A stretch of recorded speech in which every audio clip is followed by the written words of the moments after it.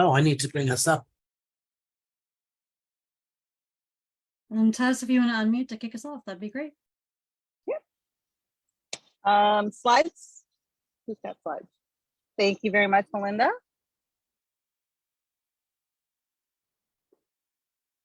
All right. Welcome everybody to 1MillionCups Fairfax.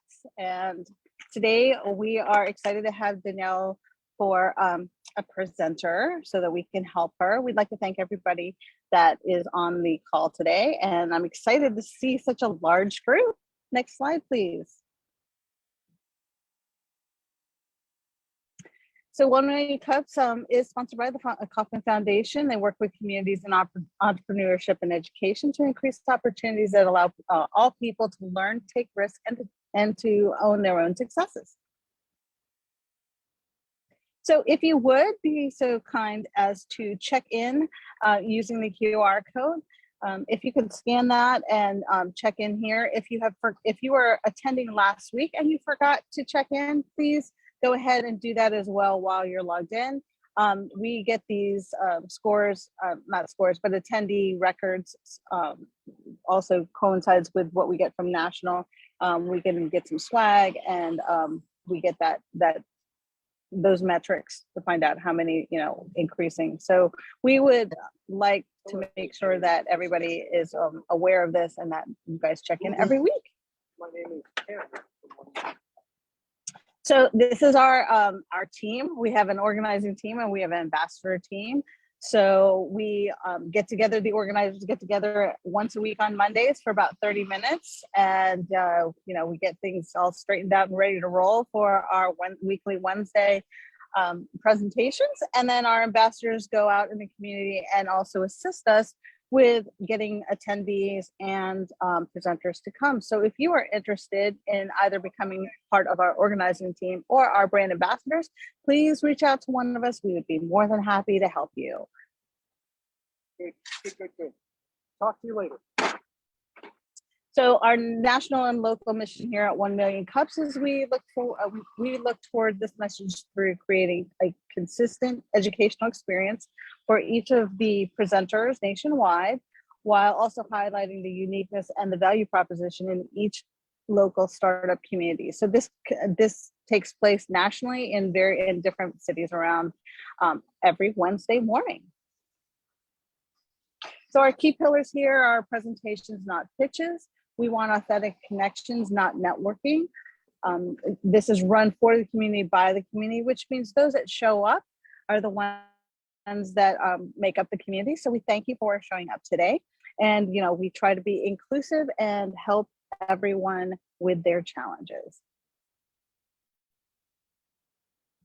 So we have sponsors each month, and our space sponsor is the Mason Enterprise Center in Fairfax. So we meet there on the first Wednesday of every month, and we have a hybrid situation where we have in-person and we also have virtual going on. Our next one is next Wednesday, so we hope that you can join us in person in Fairfax. And if you're unable to do that, you can still join us virtually. We also have our monthly coffee sponsor. And this month, our coffee sponsor is Jen Dalton with Brand Mirror. So Jen, would you like to tell us a little bit about your business? Sure thing. Good morning. Welcome, everybody. It's great to see so many faces. When I think about personal brand, it's what people say about you when you're not in the room. And a great sign of a great personal brand is when people show up for you at an early morning meeting on Wednesday. So Danielle Craddock has a great personal brand, and I'm thrilled to have you here as a guest. If anybody is not sure what their personal brand is online or in person and needs some help with that, just remember, telepathy is not a strategy. If you need help figuring out what to tell people, reach out, and I'm happy to help. Jen Dalton with Brand Mirror, and you can scan the QR code too. Thanks, Tess.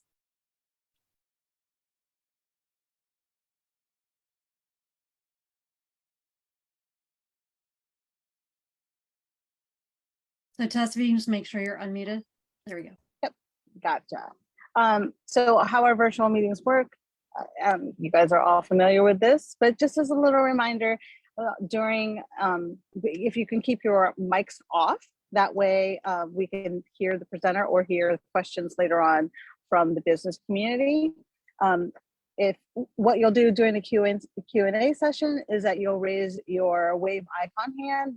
You'll be recognized by the moderator, which is Melinda today, and she'll do the ordering and let you guys know, give you kind of a heads up who's up to bat next.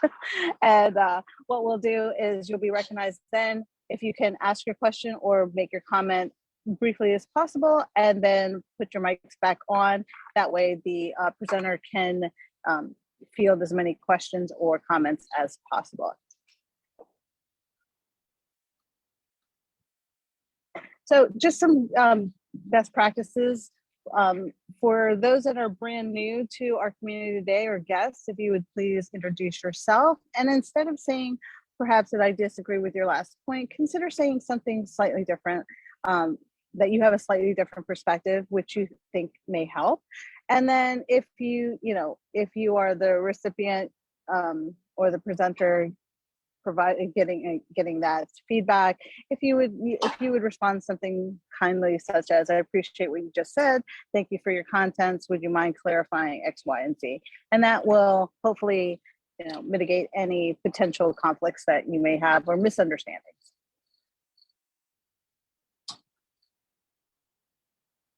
So with that, I'm going to introduce Danielle Craddock, and you have got the floor, Danielle. Okay, thank you. Good morning, everyone.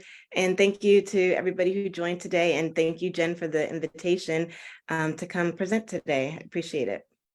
So I'm Danielle Craddock, and many of you know me from being the founder of Girls Inspired and Ready to Lead, which is a nonprofit that I led for 12 years that I founded here in Fairfax County.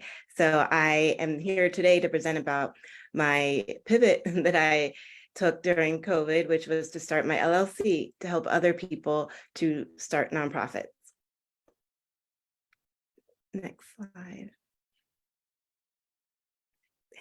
So today, my challenge question is how I can promote my two services and brand them into one offering and cross promote them, because I have my services for startup nonprofits to help them provide information and just everything they know to get off the ground to have a successful start. But then I also have experience in the value of mentoring through my 12 years with my nonprofit. So I want to know how I can bring those two services under one umbrella and cross promote and brand myself better. So as I mentioned, DBC came out of people asking me over the years how I started my nonprofit, Girls Inspired and Ready to Lead. So in 2020, I started DBC to use my 5 principles to help other founders that I've learned about, such as having partnerships and funding and choosing the right board members, how to have low cost events, and also tracking impact. So using those 5 principles, and also teaching, excuse me, others how to, just the steps to even form a nonprofit. So people that do not know anything, that's where I transitioned. And also my love for youth and empowering them and showing the value of mentorship. I published a book also recently in March. So it also shows the impact of mentoring through the stories from 25 of the girls that have participated over the years and where they are now. So I started in 2020 with this company. Girl was founded in 2010, and I've since pivoted from Girl into now DBC since 2020. And I began a group coaching program in 2020 with a group of nonprofit founders who wanted to know more about the steps and process. So we met over 5 sessions, and they have since gone on. Some of them have come back as repeat coaching clients, but they have launched their nonprofits and are out doing great work in the community. And I see all their amazing posts on social media. And then I launched the book this March in 2022. And I've also been doing speaking engagements to youth groups, such as Girl Scouts, NAACP Youth Council, Leadership Fairfax Youth Leadership Conference. So I also enjoy going to speak to youth about how they can use the power of mentors to be successful and what they can do to reach their career goals. So I solve the problem for startup nonprofits who, so they don't fail. Many businesses, not just nonprofits, fail in the first 5 years. And so I'm solving that problem so that they start off with a solid foundation, having the right people and resources in place so that they can continue to grow and thrive. And also I solve the problem of working with college students, high school students preparing for college so that they have an idea what they want to major in and are started on their career path before getting into college.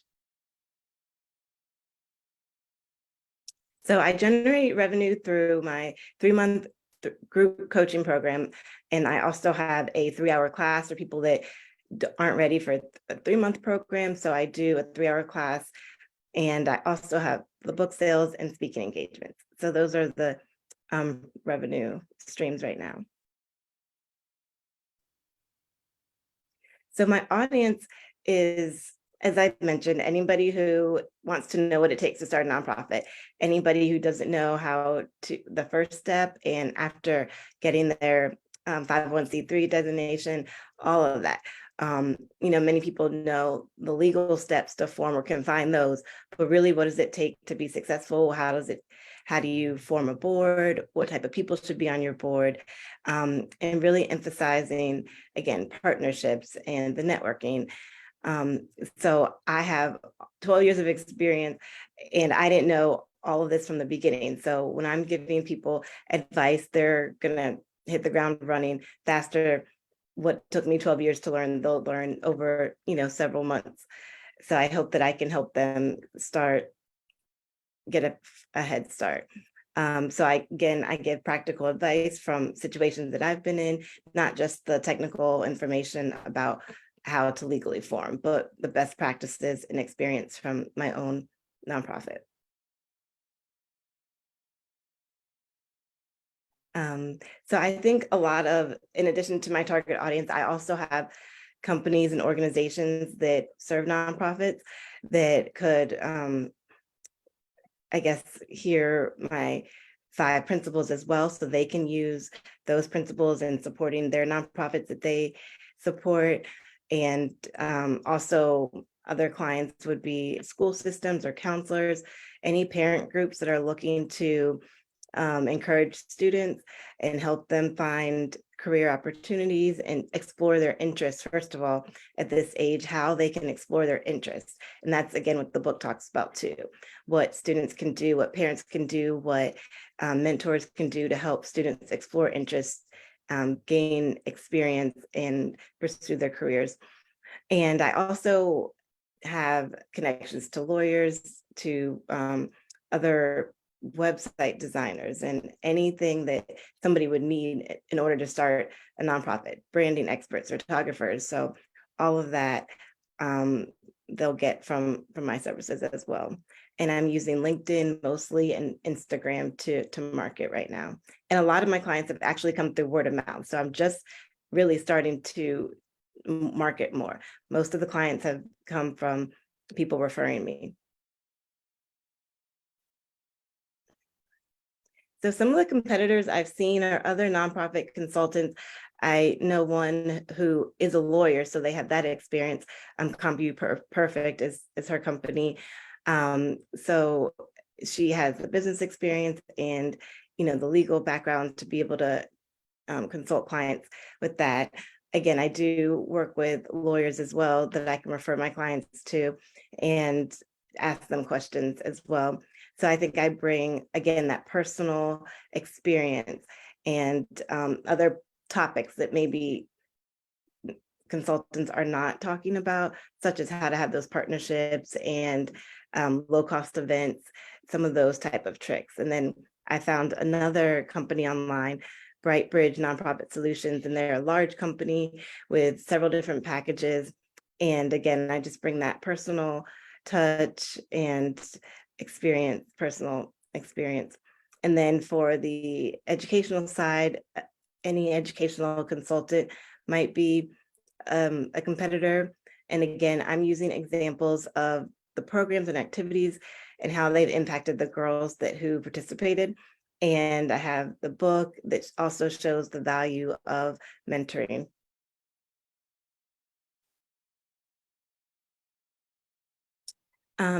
So again, I have a wide network of people in different industries and services. So although I may not have a law background or some of the other backgrounds that bigger companies have, I have those people in my network that I refer out. So you're not just getting me. Yesterday, I actually hosted a webinar on event planning for nonprofits and was able to have a guest on there who's in the event industry, over 15 years, who's worked at hotels. I met her at a hotel where I had a conference, and we've kept in touch over the years. So I'm bringing specialty classes and workshops to my program as well.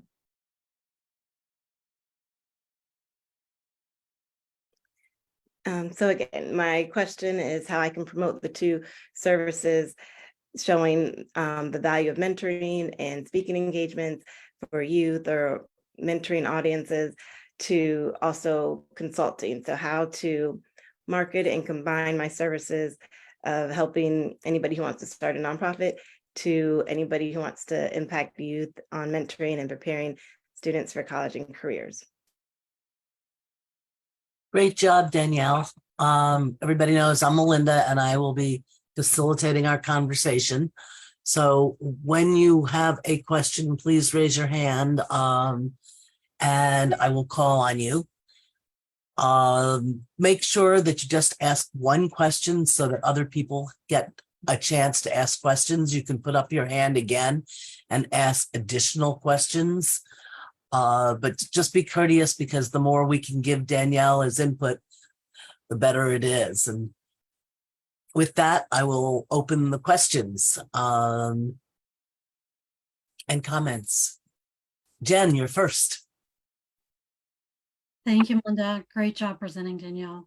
For the consulting startup for nonprofits and providing workshops, have those worked well together so far, or are you sort of starting from scratch? Has there been any overlap to date in the work you're doing or workshops? No, there haven't been. So I've just done workshops for youth or talking about mentoring. And then I've just done the services for nonprofits and workshops on how to start a nonprofit. So one thing I might put out there is to consider maybe a mentoring component as a bonus, where you have a group of mentors that could help mentor the startup nonprofits that you are consulting and coaching, because you only have so much bandwidth as well. And so the more you can build a community around you to help support, but that could be a powerful differentiator if you're able to line up mentors around specific topics based on what the nonprofits need. Just a thought. Thank you. I like that. Next, we have Michael Butera, and then we have Ken. Thank you. Have you considered trying to partner with some of the large association collaborators like ASAE, American Society for Association Executives, Association Forum, which is out of Chicago, or Association Laboratories, which does research and webinars? Make them your partners so that you can either do workshops with them to earn additional revenue, and of course, spread the word about who you are and what you do. Thank you. I've heard of ASAE. They're on my list to reach out to. So I wrote down the others. Thank you. Next, we have Ken. You're muted, Ken. Is that better? It's thrilling what you're trying to accomplish. I think that trying to keep short-term nonprofits from crashing in 5 years is a marvelous goal. My question is, in one sentence, and as few clauses as you can manage, what business are you in?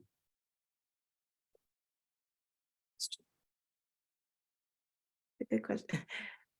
I'm in the business of, I would say, new businesses. The business of startups, I think, and community, I would say actually community impact, because nonprofits impact the community, and then also the work with students is also You've got an impact. and also in there, which is critical. It's everything that comes after the and also is not really your business.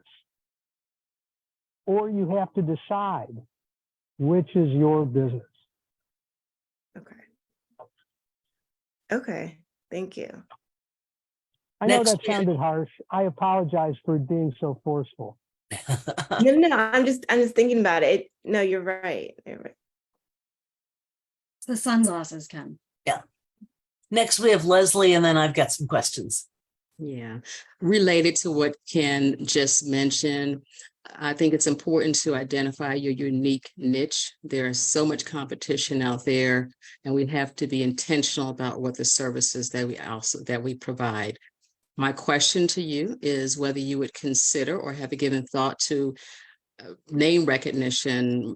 I'm actually a Maxwell Leadership Certified Team member, and I have specific certifications in youth program development as well as parent and family coaching. So that is just one example of an internationally, nationally known name that might provide some benefit in terms of name recognition, as well as the training that it offers. That wasn't a pitch or a coach, just sharing another resource and identifying that niche. Thank you. I appreciate it. That helps. I really do have to focus on the niche. And I think being that I worked in youth nonprofit, then I think that is my niche, then nonprofits that focus on that, startup nonprofits that focus on youth. It's next is me, and then John Foster. And I wrote down a couple of things while you were talking. Chambers and an opportunity to get in front of a lot of the chambers. They've got special interest groups like nonprofits / associations. You could be a speaker for one of their monthly meetings that they do in their special interest group. I also wrote down speakers bureaus because you've got a great topic for nonprofits, and it could be, I'm now a now profit, now what? Because a lot of people don't know how to, once they've gotten that 501c3, they don't know how to act. And that said, that brings me to another area to just open up to you, garden clubs. Garden clubs, a number of them are 501c3s, and they're just realizing that, but they have to apply for it. So not all the garden clubs are.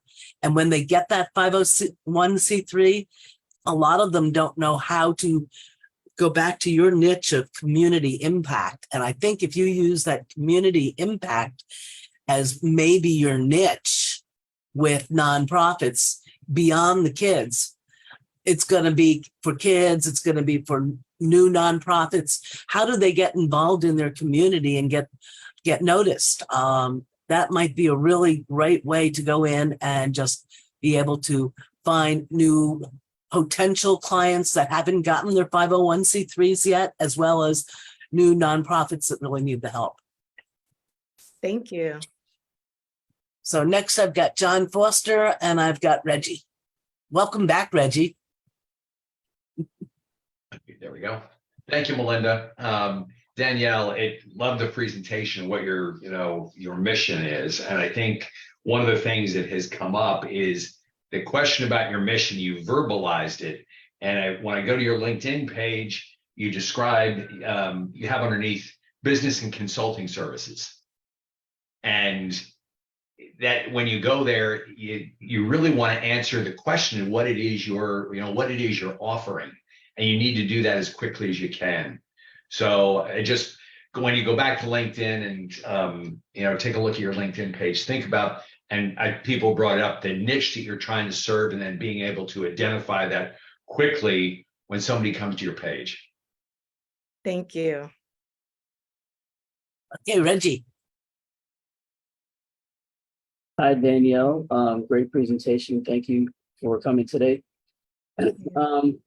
My suggestion would be to kind of align with what some others have mentioned. would be to think about how you are packaging your offering.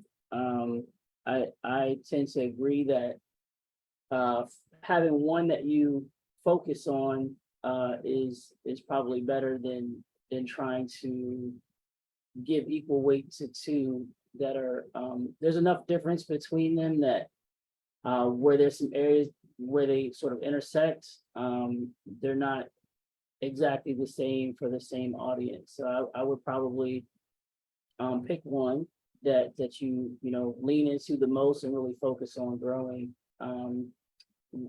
So there's room for another one if you want to bring that along later on. And then also, yeah, I would just consider like a unique way to present this to people. Like as you were talking, I thought about the phrase social impact specialist or something like that. So, yes, you're a startup nonprofit consultant. I think there's a lot that's not being said in that. And then even you mentioned that, it sort of boils down to social impact. And I feel like that speaks to people.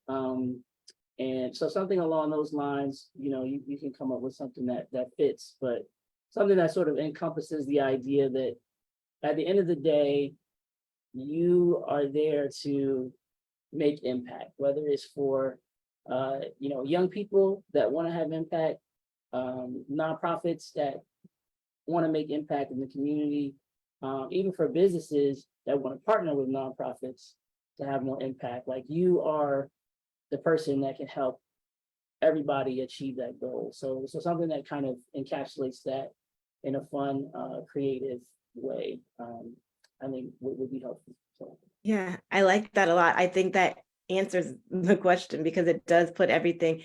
Impact is, yes, helping students or helping somebody start a nonprofit. So I think that's definitely along the lines of what I was looking for. Thank you. Next, we've got Carolyn. Hi, Danielle. Thank you very much for your presentation. I appreciate it. It was really informative. Excuse me, informative. I just wanted to piggyback on what Reggie says because my doctoral degree is also in business and the focus was social impact management.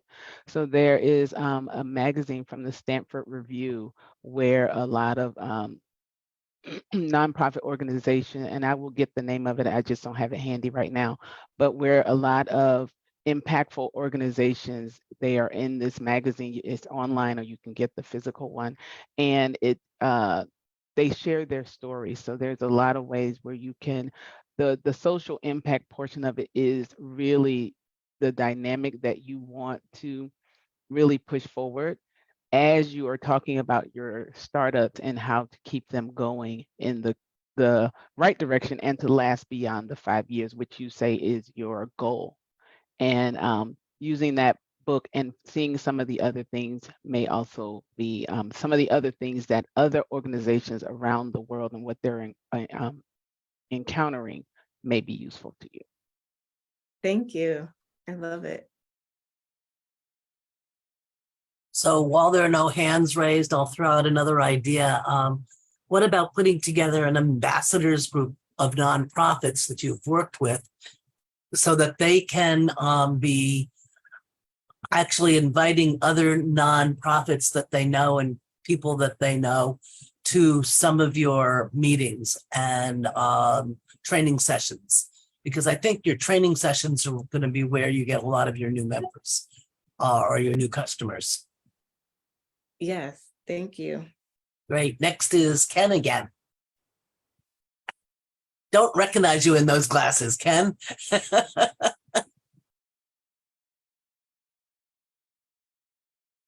You're on mute.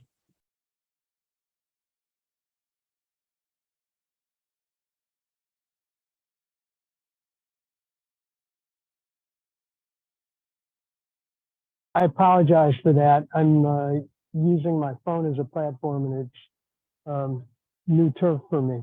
I'm probably going to sound repetitive.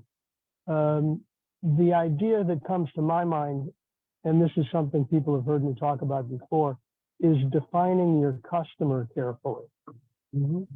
And so if you have a notion of your customer, one of the characteristics of that customer from a commercial point of view, unless you're planning on being a nonprofit yourself, is customers that have the resources to pay you.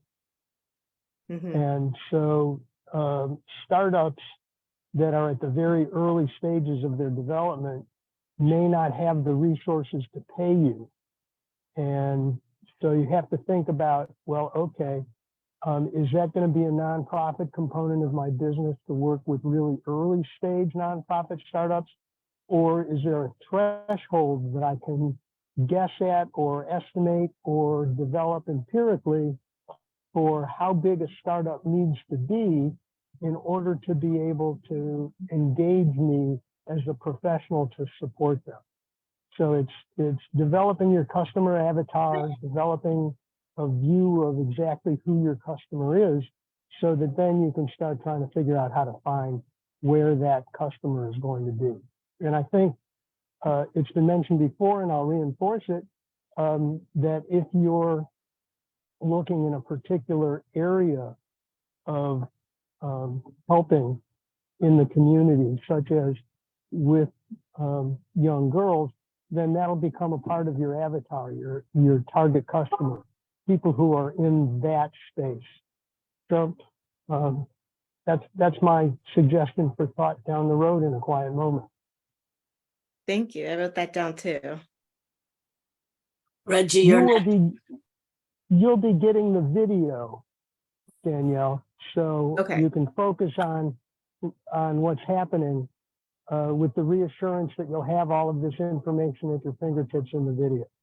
And Okay, you'll great. be getting the chat as well. Okay, great. Reggie, you're next, and then I've got a couple. I can't remember if you said in your presentation how much experience do you have with grant writing and fundraising? I know you've done fundraising, but specifically with grant writing. With grant writing, I would say I did all of the grant writing. A lot of the grants that I did receive, we were invited to apply for. But I do know what they're looking for. I have, examples of the grants that I have applied for and what the questions were. So I do tell clients about that experience, but a lot of the grants were actually through connections, and I did not use outside grant writer. Okay. So just an idea, as I'm thinking about who you serve, a big question is getting the money, right? So getting the money and then spending the money, and then like getting more money and spending the money the right way, so your impact is sustainable. And so I think kind of framing your offerings that way, it provides a place for everybody in your ecosystem of people you serve to be able to fit in there some way, because there are some that they don't know where to start. Yep. There are some that have a little bit, but they need to like level that up if they're going to make it to that 5-year point. And then there's some that are there, but they just need a little bit more to get over that hump and like really be sustainable. And so I think that you want to frame yourself as like having a solution for a nonprofit anywhere in that stage until the point where they're a larger nonprofit and they're sustainable and have staff and all that kinds of things. So I think just thinking about positioning yourself not as like just a person at point A, but also point A, B, and C in their journey to get them from one stage to the next, if that makes sense. It does. Thank you. I like that. Next, we have Leslie. I'm going to piggyback on what Reggie just says, because a lot of individuals try to start out nonprofits. I think that I would want some assurance as a client that I would be successful. Like how how can you reassure clients that after they go through this journey, they will have some degree of success, particularly as you talk about youth, because you got the Boys and Girls Clubs, you got the YMCA, you got the YWCA, any number of nonprofits that focus on youth already. How might you provide some assurance that they will fit into that space and have some degree of success? Okay. I went back and wrote down ASAE again, and the reason is that they have an annual meeting, and you would be able to get in front of a lot of nonprofits that are nonprofits. You would probably be able to teach some of the breakout sessions of how they can do certain things as a nonprofit. Also, as a nonprofit, there are certain things that are available to them at really great costs. And lists that, and things that they can join so that they get major discounts.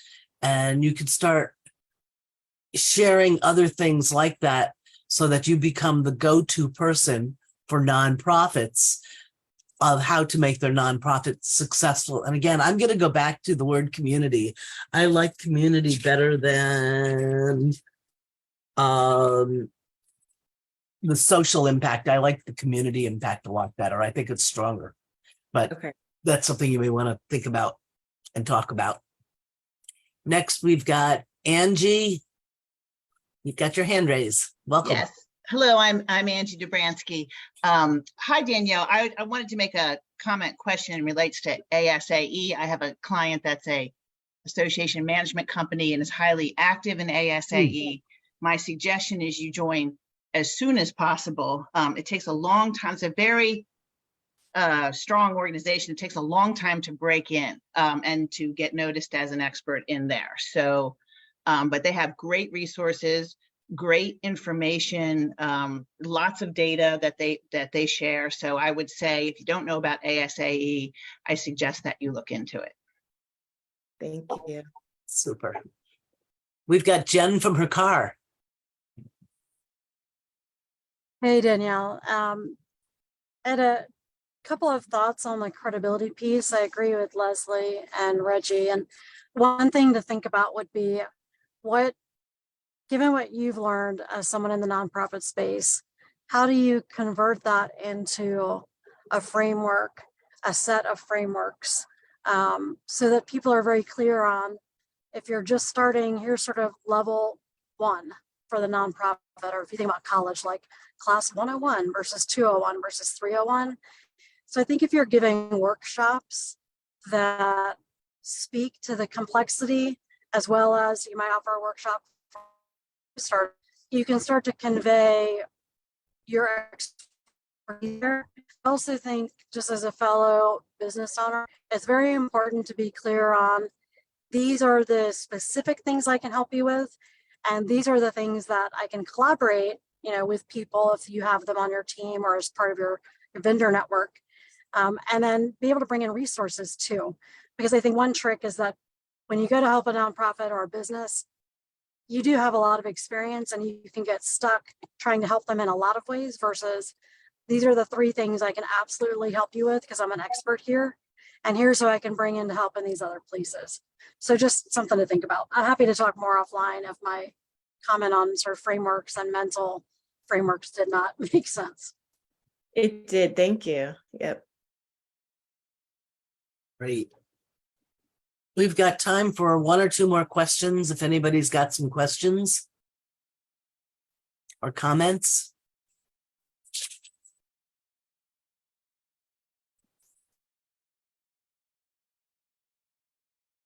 We've got Michael. Thank you. I just want to reemphasize what another person mentioned about ASAE. I've been a member for 3 decades. It is a very relational institution. And so getting in and working with them is important. But in addition to that, almost every, I don't know what state you're located in, Danielle, I just didn't hear that. What I'm state? in Virginia. Virginia. So there's an organization in Virginia called the Virginia Society of Association Executives. Mm-hmm. They do multiple workshops year round. Excellent opportunity for you to get involved with them. They're very inexpensive. I think that would help build your credibility in the community.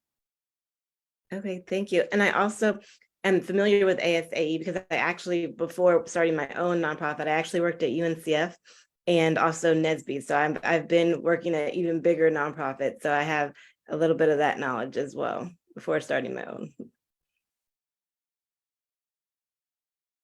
That's great. Does anybody else have any other questions?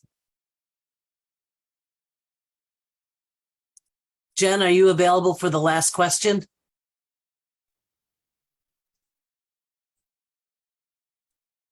That's your Danielle, issue. the question would be, what else can the 1 Million Cups community do to support you? I think I really enjoyed this brainstorming. I think just continuing to help with that avatar, the customer avatar, and defining, what my specialties are going to be, those 2 or 3 things. And that one word, if it's a community impact specialist, social impact, really figuring out the best brand. And so that's what I'm going to be really working on. Thank you. Maybe more discussions, I would say. That's how you could have. That was outstanding. With that, I'm going to turn this back to Tess. All right. So we'd like to thank everybody who attended today. We had a wonderful group, which is great to see. I'd like to see that our group is growing. Please feel free to invite anybody else to come and join us on Wednesdays. We have a blast. Next slide. Excuse me. Next week, we'll have Tommy Marks. He will be our presenter, excuse me, in person. So we're looking forward to that. So we hope that you'll join us at the Mason Enterprise Center in Fairfax. Joining us live next week. That is correct. Also available. Mason Enterprise. Yeah, also available online if you need that too. Yes, we have the virtual and it's a hybrid session next week. So after that, the following week, these are our presenter schedules. The following week, we're going to have James come in, and then we're pretty open for August, it seems. So if you are interested in presenting or sharing what your business challenge is, we would love to have you so that we can help in the community can help you out and give you some suggestions, just like we did Danielle today. So if you'd like to do that, at the bottom of the slide, you can apply at 1millioncups.com/Fairfax. So we have some upcoming events going on. It's going to be a busy week between now and next week. We have our regular weekly schedule. We've got some weekly events like the Rotary meeting and Nexco and the Northern Virginia Virtual Business Roundtable as well. But mixed in there, we also have some other lunch and learns and Rock the Block. So there is a lunch and learn tomorrow for women. And that one is actually the one with stress and nutrition. That's going to be over at Patriots Club in Fairfax on Main Street. And that actually is going to feature one of our speakers that we recently had, Dark Horse Nutrition, will actually be there speaking. So for those of you who were on that call, or for those of you who have missed that call and want to find a little bit more about one of our previous presenters, please check that.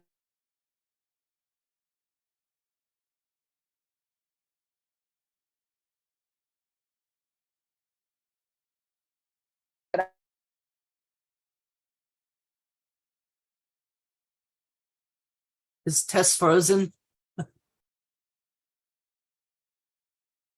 Okay, let's see. So if you're interested in becoming an organizer and joining our team, we are definitely looking for new members of our team. It's a small amount of commitment of time. Oh, I started talking for you, Tess. I'll finish the slide. It's an opportunity to meet great presenters and who are going to speak, and we will highlight you each week as part of our team. And we really encourage the organizer team joining our team because it's a great way to develop new leaders. Tess, are you there? Are you still frozen? Okay. Also, please stay in touch with us. Follow us on Twitter, on LinkedIn, Facebook, YouTube, and my slide just went the wrong way. Sorry.